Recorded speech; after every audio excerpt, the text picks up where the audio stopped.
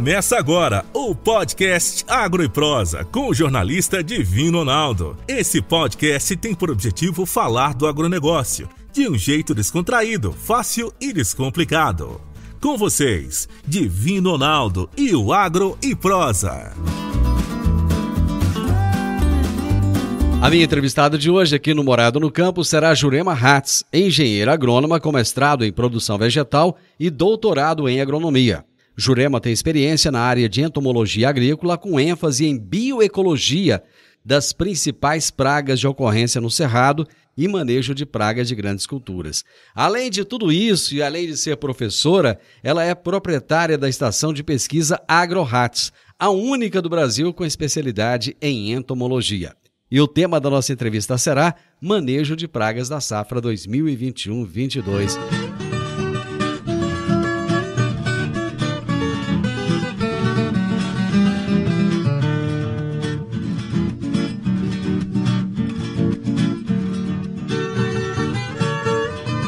Jurema, depois de tanto tempo longe de você, eu já estava com muitas saudades. Seja bem-vinda.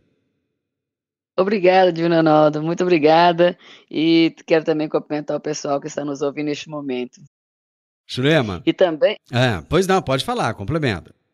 E também, Divino Ronaldo, é impossível eu te cumprimentar, não te parabenizando pela qualidade do seu programa, da importância das informações que você sempre está trazendo para os produtores e sempre visando o sucesso do agricultor. Parabéns, sim, pelo programa. É uma iniciativa linda da Morada do Sol. Muito obrigado. Eu acho que o agronegócio merece sempre o melhor, né? Informação de qualidade. É o que a gente busca trazer aqui sempre.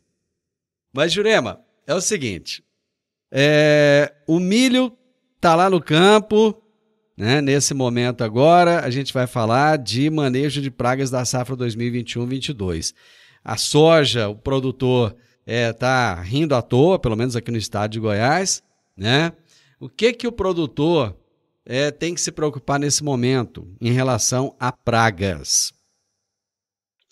Então, Divino Ronaldo, é o seguinte, esse momento agora atual, porque a praga ela vai acontecendo e vai se adaptando de acordo com o momento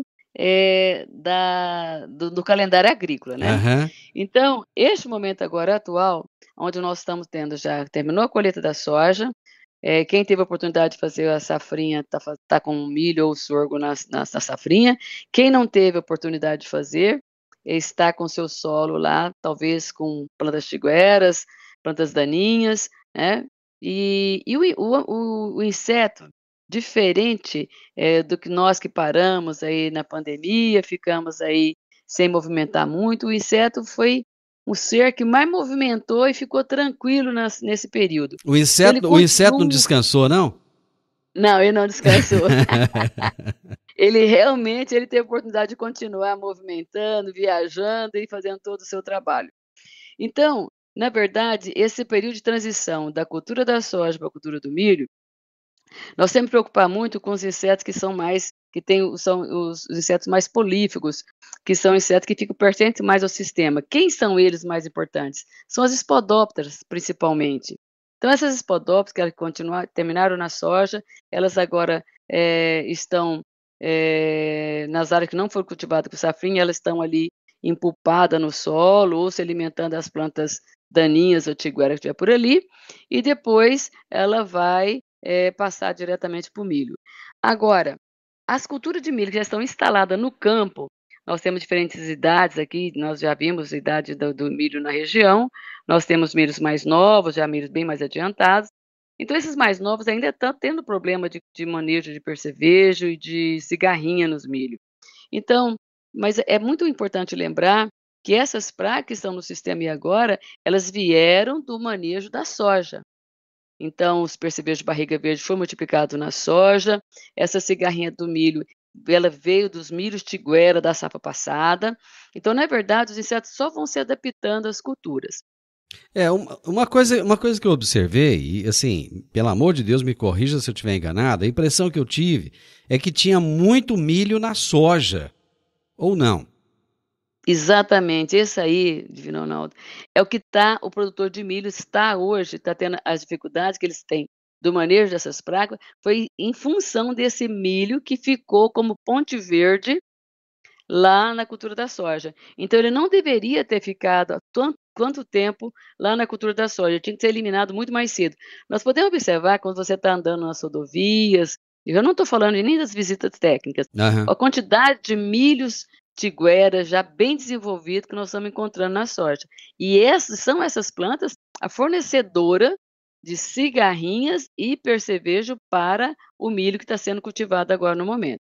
Nós sabemos que foi um ano com dificuldade de produtos, de herbicida, para poder fazer o manejo. E quanto mais dificuldade nós temos, mais utilização de produtos alternativos, menor nós temos que pegar o milho para poder fazer esse manejo. Muito bem lembrado esse ponto aí, viu, Divino Ronaldo? Esse é uma das causas mais importantes que nós temos, que está refletindo agora no milho que está no campo nesse momento. É interessante o que você disse aí. Eu passei há poucos dias atrás em uma propriedade rural onde a soja foi colhida. Acho que não deu para fazer safrinha.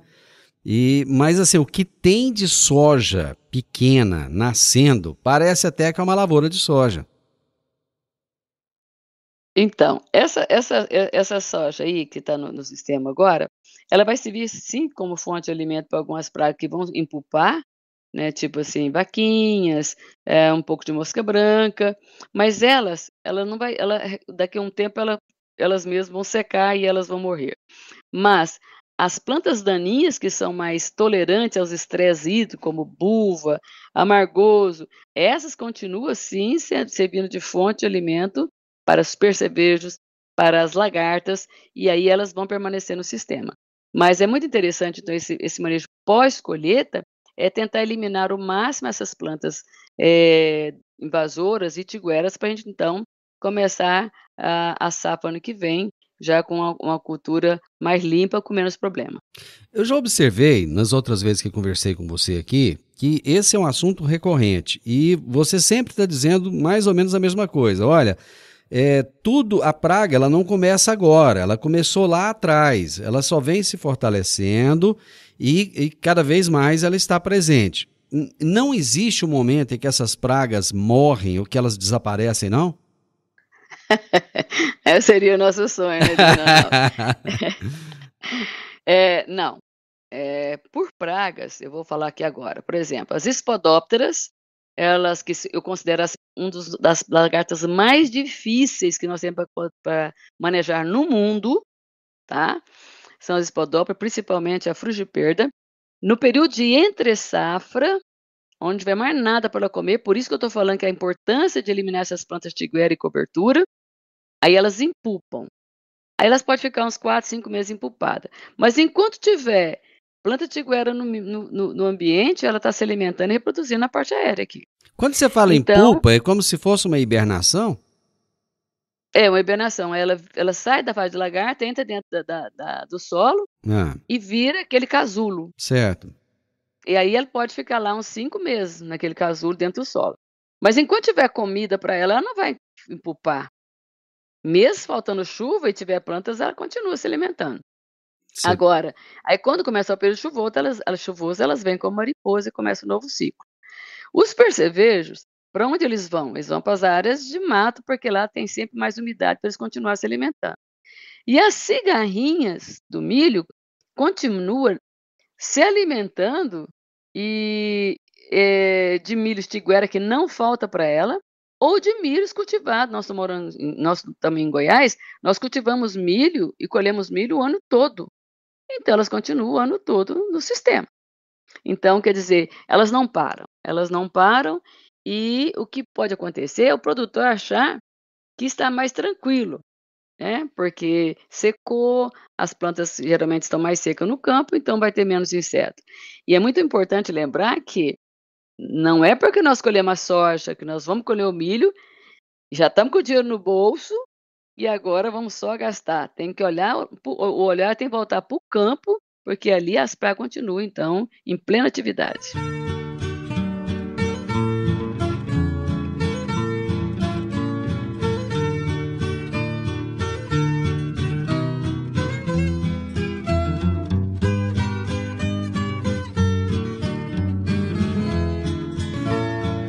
Jurema, essa parece que é uma luta inglória.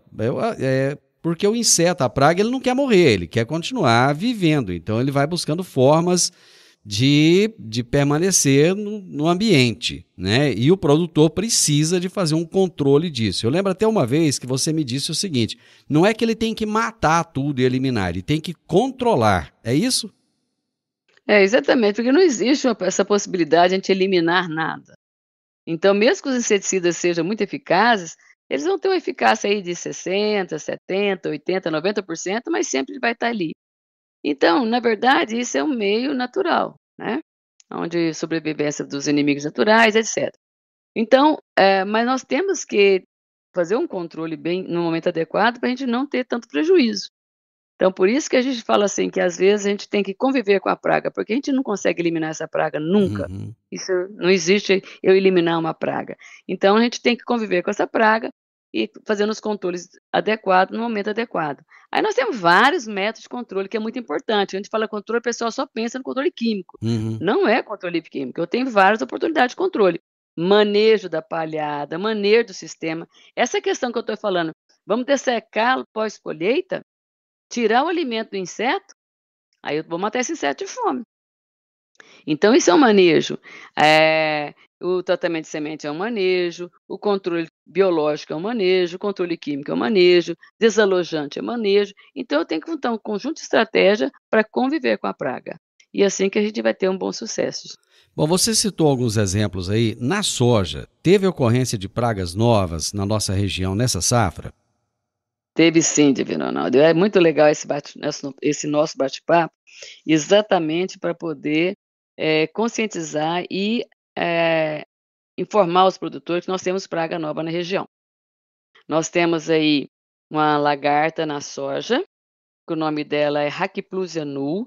Ela é muito semelhante. No campo é até difícil da gente fazer rapidamente assim, a identificação com aquela antiga falsa medideira, que também mudou de novo. O nome dela mais conhecida era Pseudoplusia, e hoje ela chama Chrysodeix, foi identificada como Chrysodeix. Eu vou chamá-la aqui sempre da antiga falsa medideira.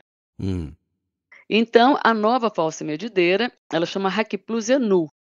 É uma lagarta muito semelhante, mas muito semelhante com a antiga falsa medideira.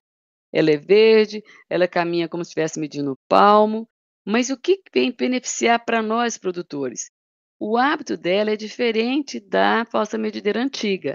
A falsa medideira antiga, nós tínhamos muita dificuldade de controle, porque ela alojava sempre no terço médio inferior da soja, dossel fechado, difícil o alvo, os inseticidas não conseguiam chegar até o local dela, ela não se alimentava de nervuras. E essa Hackplusia, ela já tem um hábito diferente, ela fica no dossel superior da folha. Então, da soja, então ela se alimenta geralmente das folhas que recebeu o inseticida primeiro. Ela fica de alvo mais fácil, então a gente acredita que ela vai ser mais facilmente controlada. E ela está na soja BT. Na soja então, BT? Na soja BT. Ih. Então o produtor acha que, então é a falsa medideira, é perda de resistência, já está quebrando a resistência, já é para a falsa medideira. Não é para a antiga. A antiga está muito bem controlada com a tecnologia BT. Essa é a nova, essa que ela não foi desenvolvida para essa espécie de lagarta. Essa lagarta é muito antiga na agricultura, no Brasil, principalmente na Argentina, mas ela não tinha uma incidência tão forte no Brasil. Aí começou no Paraná nos 3 últimos anos, e esse ano ela esteve em Rio Verde, principalmente na região de Santa Helena de Goiás, onde teve um surto muito forte dela. E aí a gente ainda está em pesquisa para saber quais são as principais medidas de controle, inclusive até os inseticidas químicos, que são mais eficazes no controle dela. Então, nós estamos tudo na fase muito inicial. Na minha estação de pesquisa, nós tivemos a incidência dela, né? Eu tenho uma área comercial, também tive a presença dela na minha área comercial, mas não tive tempo de fazer as pesquisas, direcionar as pesquisas por falta da população. Mas eu quero chamar a atenção do produtor que, quando encontrar essa lagarta, não pense diretamente que pode ser já a antiga lagarta, a antiga falsa medideira, possivelmente vai ser essa Hackplusia, e vamos juntos trabalhar, a universidade, nós, as estações de pesquisa, os colegas aí, pesquisadores, vamos juntos trabalhar para chegarmos conhecer um pouco mais dessa lagarta na nossa região. O que nós estamos trazendo é informação dessas lagartas do Paraná e do Rio Grande do Sul, mas nós sabemos que as condições climáticas são totalmente diferentes. Então nós precisamos de começar nossas investigações aqui, né? Mas é muito importante a gente então saber que nós temos praga nova no sistema, essa safra identificada na nossa região. Mas pelo menos nessa safra ela não chegou a causar prejuízos, não.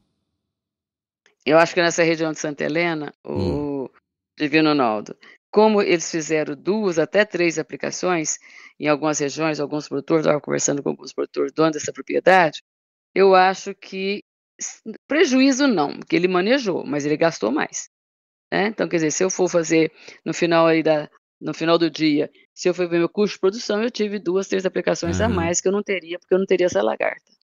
Entendeu? E com certeza já vai ter alguma dessa lagarta que já vai criar alguma resistência na região. Eu acho que eu acho que a distribuição, eu acho que essa lagarta vai, da agora para frente, ela vai fazer parte do manejo de lagartas no sudoeste goiano. Nós vamos ficar atentos esse ano, talvez a fazer uns 10%, precisou de controlar, no outro ano uns 40%, no outro ano vai ficar igual a lagarta do cartucho na soja. Vai ser uma lagarta que nós vamos ter que estar sempre preparado para poder fazer o manejo dela. É uma lagarta nova que veio para ficar. Agro e Prosa, falando do agronegócio de um jeito descontraído, fácil e descomplicado.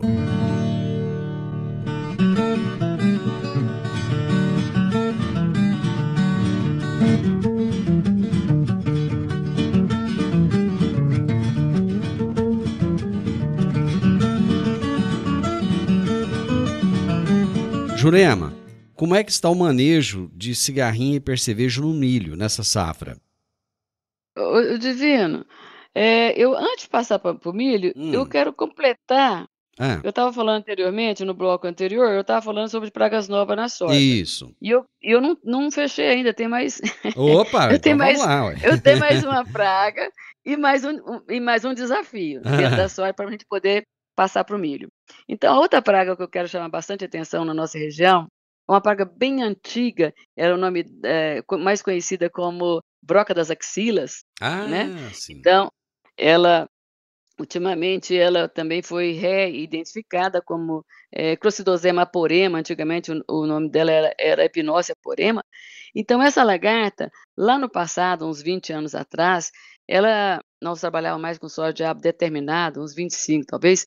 Então, essa lagarta, ela atacava só a haste da soja. Ela entrava dentro da haste e matava aquele broto novo.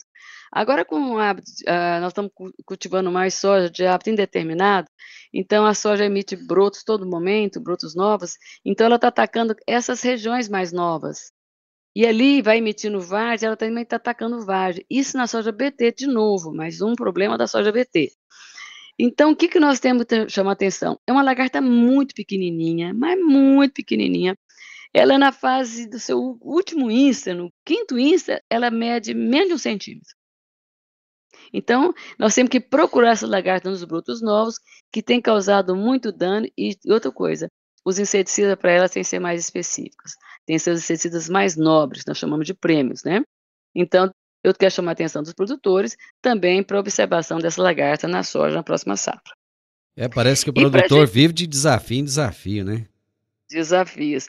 E para a gente completar também essa questão da soja, se lembrar também da importância da lagarta do cartucho na soja, que está aumentando muito, se alimentando muito de vagem e as pessoas confundindo, talvez seria dano de helicoverpa. Então, ainda não, helicoverpa ainda não, e o problema na soja seria então a Espodopus de perda, ok? Agora sim, Divino Ronaldo, vamos passar para o milho, né? Vamos fazer a pamonha. Coisa boa a pamonha. Boa.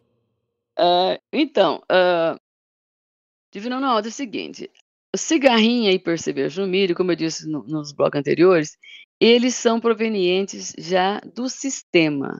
Então, da ponte verde que nós temos, pela nossa cultura, né? Cultura, no que eu digo, a nossa cultura mesmo de ser goiano, onde nós cultivamos o milho em vários momentos. Tem regiões do estado de Goiás que planta e colhe milho todos os dias do ano, quando é o milho de mesa, o milho doce. Então, o manejo, quando eu tenho milho, a soja e a safrinha com milho, e se eu não fizer um bom manejo nessa ponte verde, eu vou ter o que nós estamos enfrentando aí agora, os maiores problemas com percevejo no milho e principalmente a safrinha. Então a safrinha, desculpa, e principalmente a cigarrinha. E a cigarrinha no milho, nós sabemos que um dos fatores mais importantes no manejo dela seria a base, a genética do milho, né. Então não é só o controle químico que vai fazer um bom controle da cigarrinha, mas uma boa genética, um bom manejo de controle químico associado ao biológico, é fundamental o químico e o biológico estar junto para o manejo da cigarrinha, mas a peça mais importante seria a eliminação do milho tiguera. Então eu volto lá no início onde nós começamos. A importância de eliminar milho tiguera é o sucesso do milho no verão, do milho de inverno, onde não tem milho irrigado. Tudo vai começar exatamente nessas plantas de milho que ficam no sistema. Então, esse aí é o maior desafio que nós temos aí para conviver com essas duas pragas tão importantes. O percevejo, ele vai causar um dano ali na fase inicial, ele pode matar planta até V6. Já a cigarrinha não.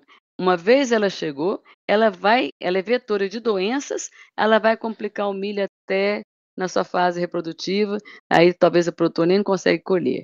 Então, por isso que é muito importante a gente fazer esse manejo muito bem feito lá no milho tiguera, lá na entre safra. Bom, e eu volto naquela pergunta que eu fiz lá atrás, que era sobre soja, agora é sobre milho. Tem praga nova no milho?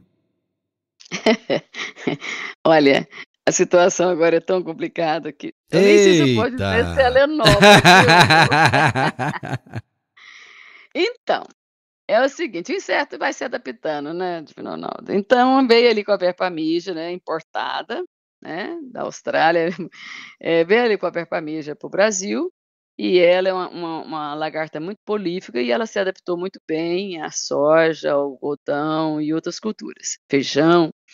E aí no milho, ela encontrou uma oportunidade de acasalar com a nossa antiga lagarta da espiga do milho, né, aquela quem está fazendo a pamonha, ela está ali na ponta, né, que seria a Heliotes zeia, e depois foi identificada como Helicoverpa zeia.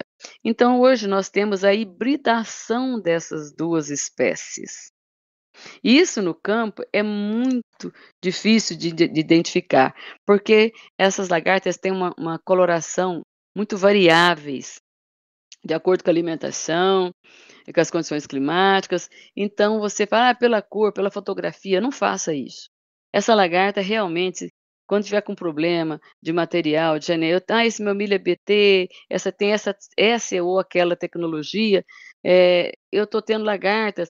Está tendo essa lagarta, possivelmente vai ser uma hibridação, porque, geralmente a Heliotis,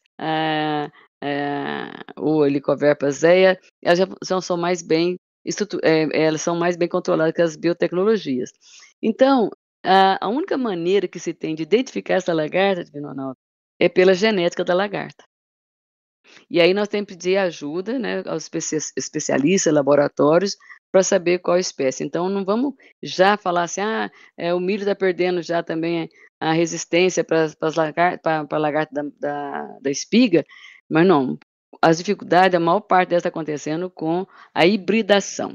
Já foi relatado em vários estados, e aqui no estado de Goiás também já fiquei sabendo que já tem a hibridação dessas duas lagartas. Começou na Bahia, depois no Paraná, e agora nós temos relato dela aqui no sudoeste goiano. Então, é uma lagarta que eu vou chamar de nova, porque ela não tem nome. Essas danadinhas dessas lagartas, né? Bom, Ela acharam a maneira de acasalar. Aí nós criamos uma lagarta nova, certo? Com certeza ninguém queria, mas tudo bem. Bom, nós temos só 2 minutinhos aqui, estamos terminando, mas eu preciso saber o seguinte: o produtor agora vai colher o milho, quais são os cuidados no pós-colheita que ele precisa de fazer? Então, acho que isso é fundamental. Agora, na colheita do milho, com um pouquinho de chuva, né? A semente já cai, já vai germinando, já vai botando plantas novas, né? Aí eu preciso sim de eliminar o que sobrou no campo, seja de buva, seja de plantas daninhas, seja de milho, seja de sorgo. Vamos tirar a oferta de alimento. Se o inseto passar fome agora, aí eu tenho mais chance de diminuir a pressão dele para a próxima safra. Agora, se eu deixar ele ficar comendo bastante, ficar gordo, passear, né, mudar de planta, se adaptar, eu vou ter mais dificuldade na próxima safra. Então, esse é o momento de a gente poder pensar já na safra 22, 23. Eliminar o máximo possível a oferta de alimento para esses insetos, para ele poder passar fome e eu diminuir a população deles. Ok? Jurema, não é à toa que eu sou seu fã. Você é fera demais. Beijo pra você, muito obrigado, viu? Eu agradeço, quero desejar para todo mundo aí um bom sucesso também, um sucesso bem grande aí nas colheitas de milho, né? E nas comercializações. E sucesso para você. Você nem precisa dizer sucesso, você já é um sucesso também, né, Divino Ronaldo? Um grande abraço, muito obrigada. Você ouviu o podcast Agro e Prosa. Se gostou, compartilhe, recomende e nos siga nas diferentes plataformas de podcast.